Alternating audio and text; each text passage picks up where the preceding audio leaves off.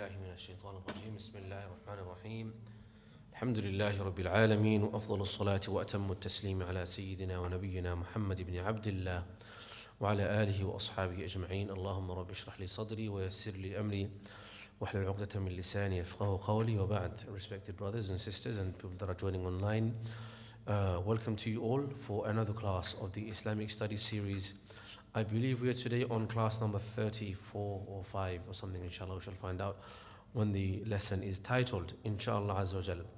We have in our past lessons covered up to the discussion of the witr prayer. We've spoken about the witr prayer, and we have also mentioned previously from the witr prayer the prayer of the sick person and how the marid can pray and what are the dispensations and discounts and areas which have been made easy for the person who faces difficulty, such that even if you are in a stage of difficulty, you can still pray according to the best of your ability.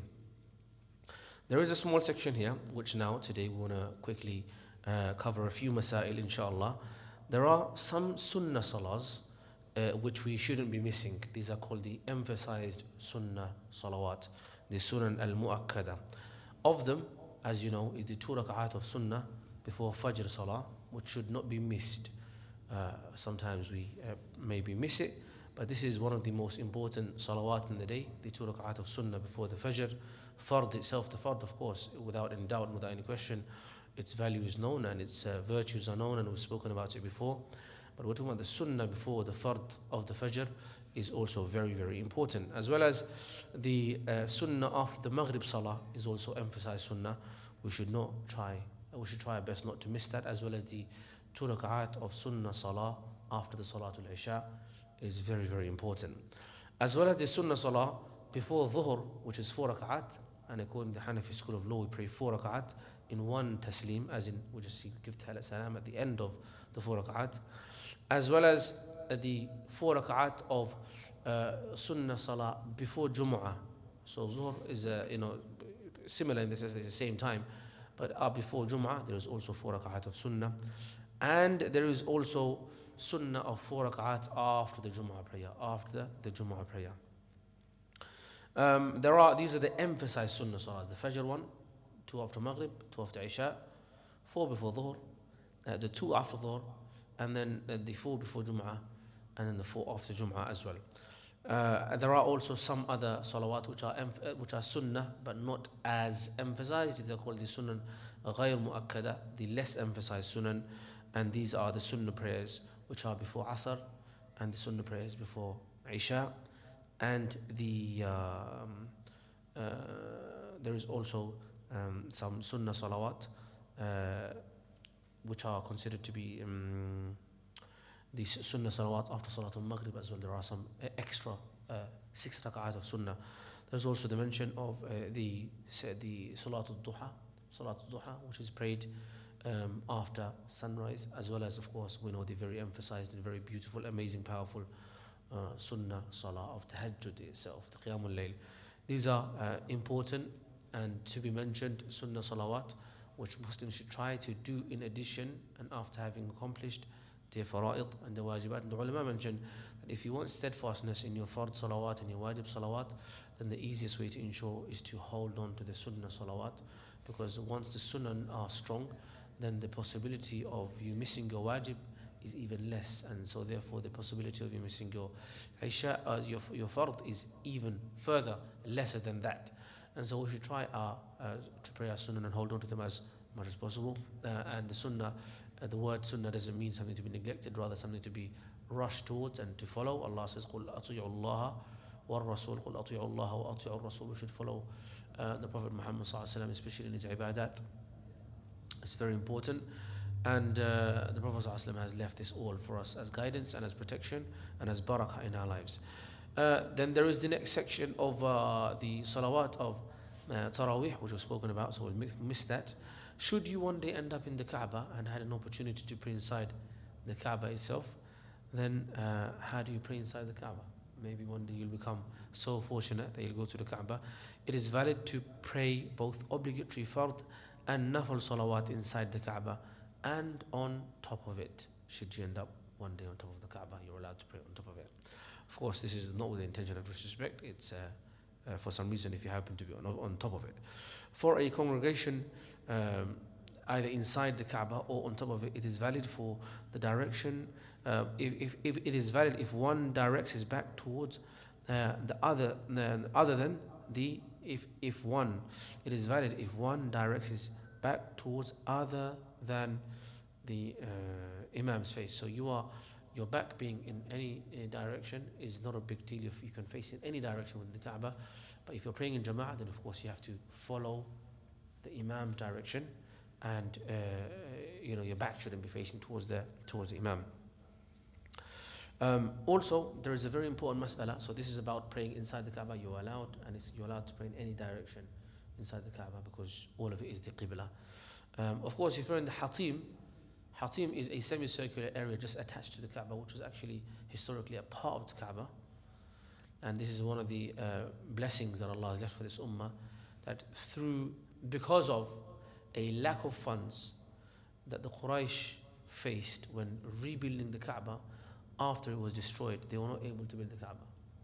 And historically the Kaaba was a rectangular shape, not a square shape. Now it's a square shape. Before it was a rectangular shape.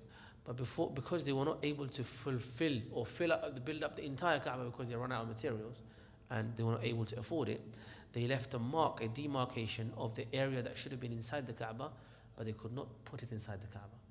So which actually means that the area in the Hatim, which is the semicircular area around just outside the Kaaba, is actually a part of the Kaaba. So instead of feeling sad that we never get a chance to pray inside the Kaaba, pray inside the Hatim, because that's quite easily available, and that will be like praying inside the Kaaba. If you're praying inside the Hatim, then you should face towards the Kaaba, which is just attached to it. So those are two masail, or two things that we wanted to share, which is the Sunnah, Salawat, as well as praying inside the Kaaba. Third is making up Qada. If you miss a Fard Salah, it is, according to majority of the scholars, you must make up that Fard Salah. If you miss a Fard Salah, even if it is the Fard Salah of years or months or many years that you've missed consecutively because of ghafla, because of misguidance, because of not being on the right path, when you come to realization, you must make up for those. This is, of course, in contrast to the opinion that says that you don't have to make it up. You don't have to make it up because the person who's left the salawat completely is considered to be outside the fold of Islam. So there is some connection there, but nonetheless, the majority opinion is that leaving the salawat, if somebody was to confess and to agree and to submit to the fact that the salah is fard, but they're missing it because of laziness, because of their negligence, because of their sins, then they are still a Muslim, but they are committing a major sin, and they are fasiq. Fasiq is the one that's committing an open sin and a major sin, but they are still Muslim. So the tariq salah, the one who's left salah, meaning knows that he should be or she should be praying but doesn't pray, are they still a Muslim? According to the majority of the opinion, majority scholars, and the opinion of the Hanafi school of law, and the opinion that I follow, and I would recommend that you follow as well, is that even if someone isn't praying, they are still a Muslim, but they're an open sinner, and they must be instructed, they must be given da'wah to, and they must be called back to salah immediately, because they're in grave danger of losing their faith if they actually do continue to miss their salawat. So this is very important, which means that if someone has missed salawat fard, then you need to make them up. So how does that work? If someone has got 5 years of salawat that they haven't made up because they became baligh at the age of, say for example, 13 or 14, and they only came to the deen at the age of 18 or something, what they do is they make an educated guess or a plan and an estimation, and they say, I have missed a salawat of 5 years, and so therefore I owe to Allah 365 days of salawat times 5. So they can do, they can make an action plan, a payment plan back to Allah, because this is Allah's haqq. One is to try and catch up to those salawat as much as possible, and you only have to make up the fard and wajib.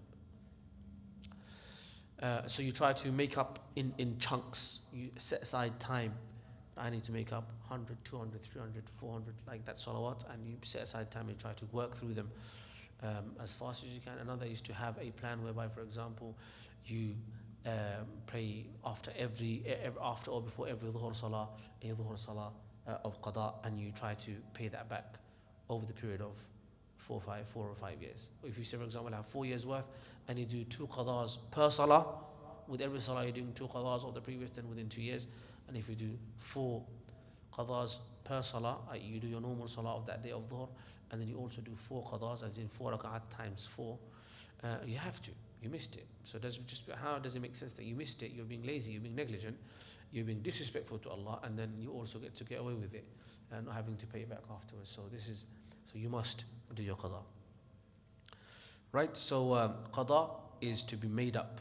Every Muslim who's missed any salah, you must make it up. Fard and wajib. You must make them up. It is recommended, however, okay. There is also a small discussion about if someone has got a very minimal amount of qada, then sahib al-tartib. But I will not go into that now, because this is supposed to be a beginner's class, and it's a summary, and it's supposed to be to be easy to understand and easy to remember, inshallah. So praying inside the Kaaba, we talked about, and making up for missed salawat, qada, we've also spoken about. This is a very common mas'ala, the next one. Catching the congregational prayer late. If you come and join the salah late, what do you do? If you come and join the salah late, then you must join into the salah. And whatever you've missed of the salah, you make it up afterwards. Whatever you've missed of the salah, you make it up afterwards. So suppose you came and joined the imam in salah in the first rak'ah. Well, how do you know it's the first rak'ah? Okay, suppose now the imam just went Allahu Akbar to ruku', and you've come and joined the imam in ruku'. You said Allahu Akbar takbir al-tahrima and Allahu Akbar, and you managed to go to ruku', and you were able to say Subhana Rabbil Azim at least once. Have you caught that rak'ah? Have you caught that first rak'ah or not? You have caught the first rak'ah. So this is as far as it gets. This is the minimum amount for you to be able to catch a rak'ah, which is that you have to be able to catch the imam in ruku' after having said takbir tahrima and Allahu Akbar to go to the ruku', and be able to at least say Subhana Rabbil Azim once, minimum. If you fall short of that, then you've missed that rak'ah. Meaning, if you came rushing, you said takbir tahrima, you said Allahu Akbar. By the time you went to takbir to ruku', the imam just stood up, or you did not have enough time to say Subhana Rabbil Azim once. That means you've missed that first rak'ah completely. Even though you're going to join him for sujood, you've missed that first rak'ah completely. Okay? So if you missed the ruku', you missed the rak'ah. If you missed the ruku', you missed the rak'ah. Same thing with the second rak'ah. If you catch the imam before or in the ruku', then you've caught the second rak'ah. But if you've missed the ruku', then you've missed the rak'ah. So this is a phrase you can remember. If you miss the ruku', you miss the rak'ah. If you catch the sujood, it doesn't matter. If you want to catch the rak'ah, you have to catch the ruku' properly. This is the rule for catching rak'ah. If, however, somebody happens to join the imam in the salah, even in the last tashahhud, at-tahiyyat, before the imam says salam, then they have still joined the jama'ah. They will still get the ajr of the jama'ah if they happen to join even in tashahhud. It doesn't mean that they have done in rak'at, but by virtue and by barakah of joining the tashahhud even with the imam, you will get the reward and the ajr of the jama'ah. And the ajr of jama'ah, as you know, is 25 to 27 times. That's why jama'ah is very, very important. Some scholars will say it's wajib. So for that reason, if you've missed the ruku', you've missed the rak'ah. Okay, so now someone missed the rak'ah. What do they do? Or someone is about to miss a rak'ah. Should they run? You shouldn't run. Should you rush? You shouldn't rush. You should come slowly, calmly, and you should make up for that which you miss. If you've missed any of the rak'at, what do you do? After the imam says Assalamu alaikum wa rahmatullah, Assalamu alaikum wa rahmatullah, you say Allahu Akbar and you stand. And you're going to make up 1 rak'ah or 2 rak'ah. whatever rak'at you missed, you make up for them. And you start from the beginning of the salah. So when you say Allahu Akbar, after the Imam says Taslim, then you say Subhanaka Allahum wa bihamd, as if you're starting the salah from the beginning. Does that make sense? So the one you make up is the one you've missed. This is the Hanafi madhab, and Hanafi school, and Hanafi way of doing it. According to Shafi'is, it's the opposite, basically. What you've caught is the first of your salah, and what you make up is the last part of your salah. I could be biased, but I think the Hanafi way makes more sense to me. Probably am biased, but nonetheless, of course, both sahih. And so if you miss a rak'ah, then you make up for it after the Imam's taslim, and that which you make up is that which you missed. That which you make up is that which you missed. And if you miss a ruku', you've missed a rak'ah. Did you have a question, Baisam? Yeah. So if I say Allahu Akbar and try to go to join the ruku, but in the meantime the Imam is saying Sami Allahu liman hamida, you've missed a rak'ah. Because if you missed a ruku', you've missed a rak'ah. That's why. Any other questions with this topic before we move on? Okay. You can ask me questions at the end as well, inshallah, to these topics or pertaining to others. There's a lot of writing here, but I'm trying to summarize it in my own words for ease of understanding. What happens if you forget something in salah? You're supposed to do something. For example, you're supposed to sit down for at-tahiyyatu between the third and second and third rak'ah. You miss the first tashahhud. What happens if you miss something in salah? Does that mean your salah is invalid?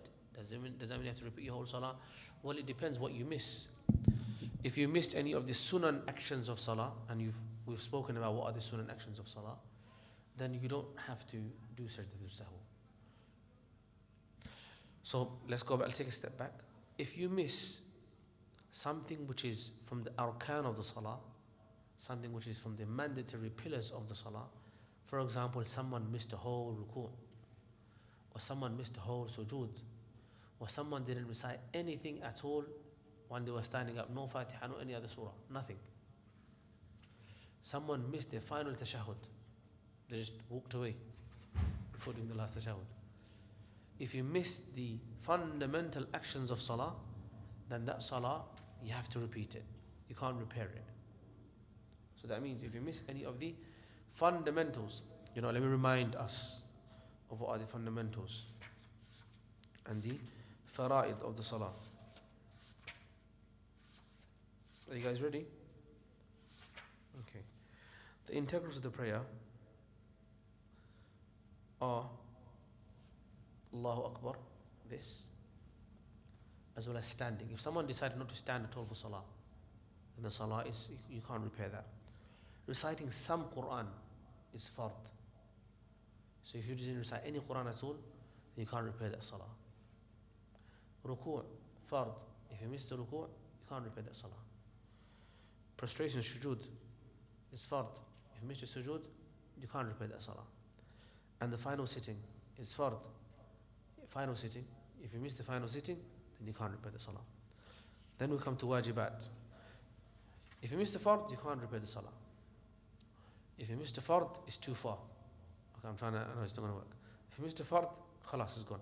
If you miss the wajib, then you can repair that with something called Sajdah Sahw, the sajdah of forgetfulness. So what is wajib? Wajib is to say Allahu Akbar at the beginning. To recite Fatiha is wajib.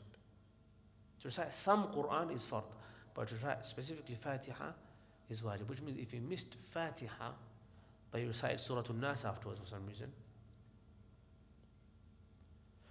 as in you recite any other surah afterwards, you forgot Fatiha but you recite something else afterwards, you missed a wajib but you haven't missed a fard. That means it's repairable. So Fatiha is wajib. Saying Allahu Akbar, specifically that word Allahu Akbar at the beginning, is wajib.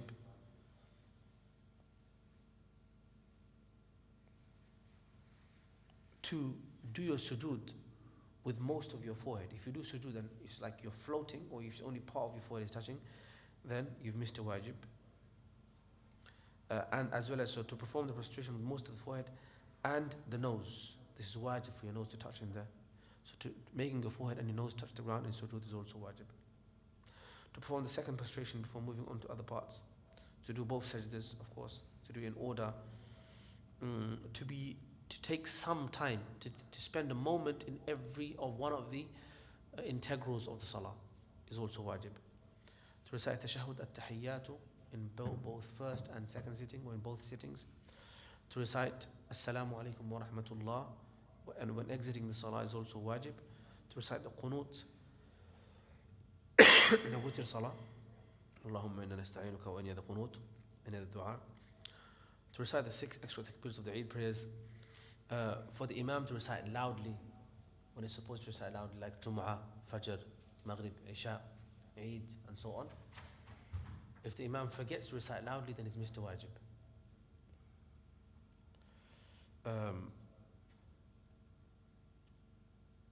And also it is wajib that if you're praying a sunnah or a nafil salah, you can't recite the Quran loudly. For both the imam and the one praying alone to recite the Quran silently in other than the rak'ahs of obligatory prayers, there is some exception, I believe, for when it comes to the night prayers. Namely, the rak'ahs of Zuhr, Asr, and Maghrib, and the third and the fourth rak'ahs of Isha. Okay, so point being is, if you miss any of these wajibat, it's not the end of the world. You can make it up by doing something called Sajdah Sahw. How does it work? First, suppose you missed any of the wajibat, right? What you do is, on the last sitting, you say At-tahiyyatu lillahi until the end of it. At-tahiyyatu lillahi, salawatu wa tayyibat, assalamu alayka ayyuhan nabiyyu, wa rahmatullahi wa barakatuh, assalamu alayna wa ala ibadillah as-salihin, ashhadu an la ilaha illallah, wa ashhadu anna Muhammadan abduhu wa rasuluh. Then, you only give one salam towards the right.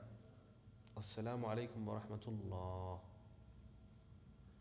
Then, you do 2 extra sujoods. Allahu Akbar, Subhana Rabbi al-A'la, Subhana Rabbi al-A'la, Subhana Rabbi al-A'la, or Subbuhan Quddusan Rabbil Malaikati Ruh, or any other tasbih of sujood you do. You say Allahu Akbar and you sit down. And then you say Allahumma ghfirli or any other short dua. And you go to a second sajda, Allahu Akbar, Subhana Rabbi al-A'la, Subhana Rabbi al-A'la, Subhana Rabbi al-A'la. The second sajda, you've done, what have you done now? You've done at-tahiyyat, tashahhud up to at-tahiyyat, given one salam, and then the 2 sujoods, and then now you do your tashahhud once again from the beginning. These 2 sujoods are what's known as the Sajdah of Sahw, the Sajdah of forgetfulness. Now, having said that, there are differences of opinions. There are those who will say at-tahiyyat and give salam, and then give the Sajdah Sahw, and then not recite anything afterwards, straight away say salam again. That's also valid, and there are a few ways of doing Sajdah Sahw. But this is again the way that we're explaining according to the text that we're reciting, which is the Hanafi school of law, Ascent to Felicity, Maraq al-Sa'adati fi ilm, al-Tawheed wa ibadah. So this is how you do Sajdah Sahw. Understood? If you missed a wajib, you can repair it at the end of the salah by doing Sajdah Sahw. And that is done after reciting the tahiyyat in the last sitting, saying one salam, 2 sujoods, and then completing the tashahhud again from the beginning, and then saying salam normally, as you would do in any other salawat. Okay, brilliant. So we've now covered the issue also of the sajda of sahw, sajda of forgetfulness. I have one more for you, sajda of tilawah. Sometimes you end up reciting in salah some ayat of sajda, and there are, according to again the Hanafi school of law, 14 places in the Quran where there are ayat. If you recite, you must go into prostration immediately, because they are commanding you to prostrate. And this is from the Sunnah of the Prophet Muhammad sallallahu alaihi wasallam, that you do sajda immediately. If this is in salah, then you must do the sujood. It's wajib to do the sujood, and it's wajib also to do it straight away in the salah. If it's outside of salah, it's wajib to do the sujood, but you can finish your segment, you can delay it slightly, but it's still wajib. Does that make sense? So according to the Hanafi school of law, if you recite an ayah of sajda in the Quran, it's wajib to do the sajda thereafter. According to others, it might be sunnah. It is sunnah according to other schools. So where are these ayat of sajda? Does anyone know them from the top of their head? Yalla ya wahil, go on. Surah Araf,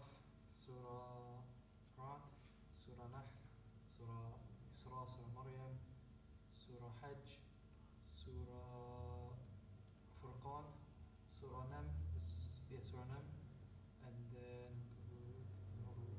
Sajdah, Surah Sajdah, and then Surah Sad, and then Surah Najm. Then you missed one.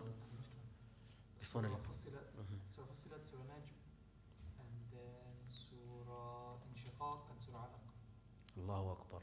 Allahu Akbar. Allahumma barik. Excellent. Exactly that. 14 places in the Quran, and you said exactly in order. Al-A'raf towards the end of it, Surah Al-Ra'd in the middle of it, Surah Al-Nahl towards the middle of it, Surah Al-Isra towards the end of it, Surah Maryam middle of it, Surah Al-Hajj. There's two in Surah Al-Hajj. One at the beginning, one at the end.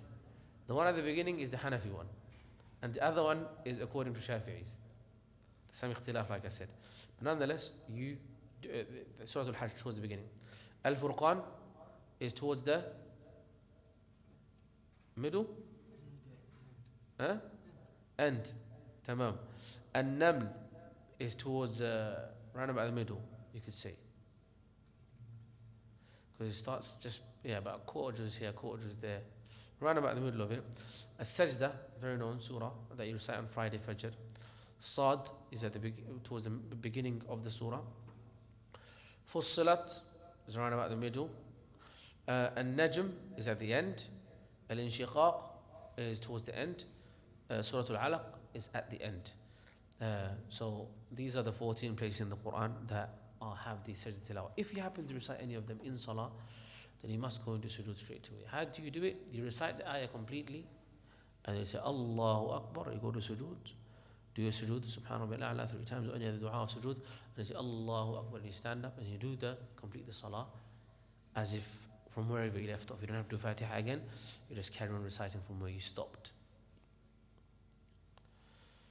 I will tell you something interesting here.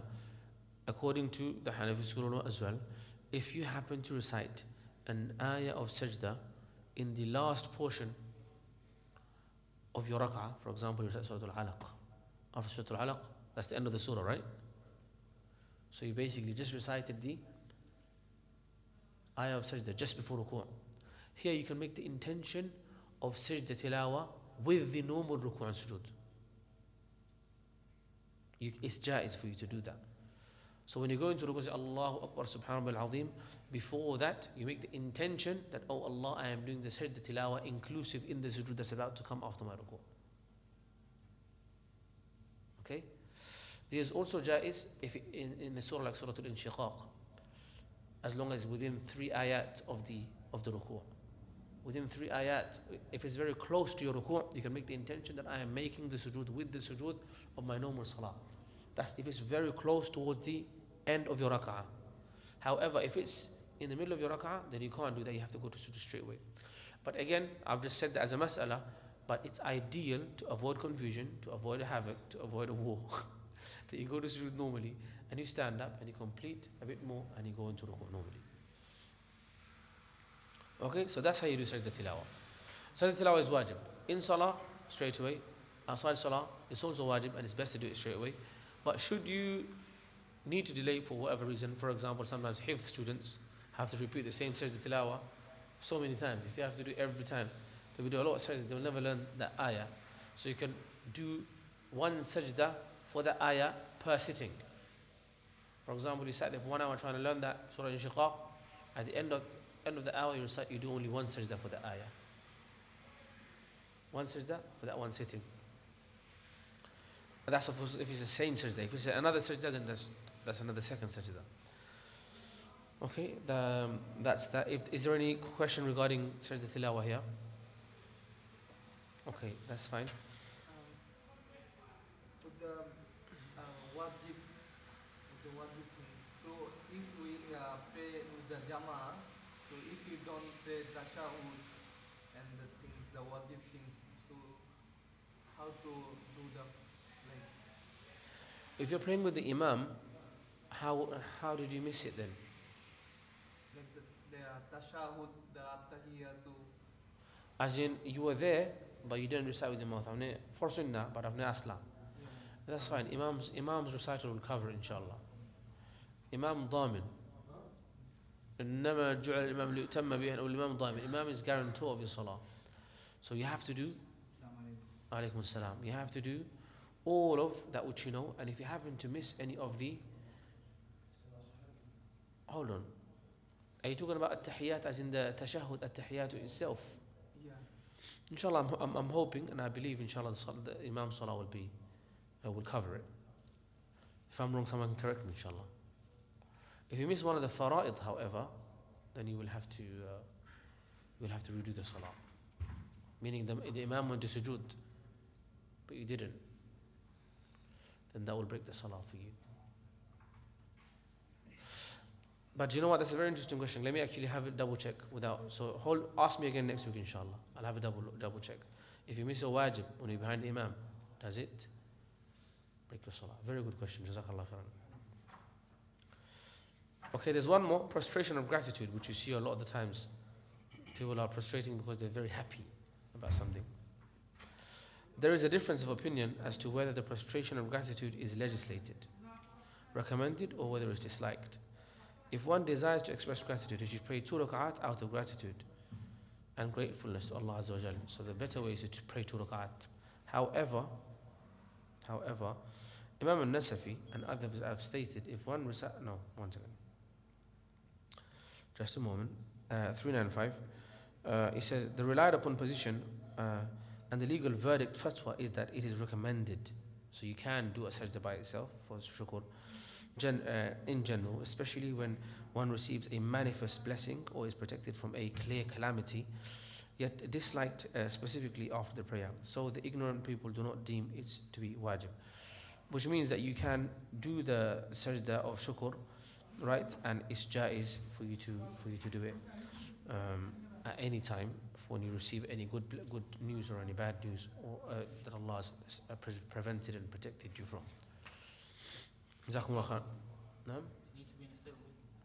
This is the question. I believe you don't, but I can't find the information right here. I've read it before though. So I believe you don't have to be facing the qibla or have wudu. But again, if you're here next week, then ask me Wahid if you can remind me, inshallah, to double check and to answer that one, inshallah. Barakallahu feekum. The next section is Jum'ah prayer and Eid prayer. Inshallah, we'll save that.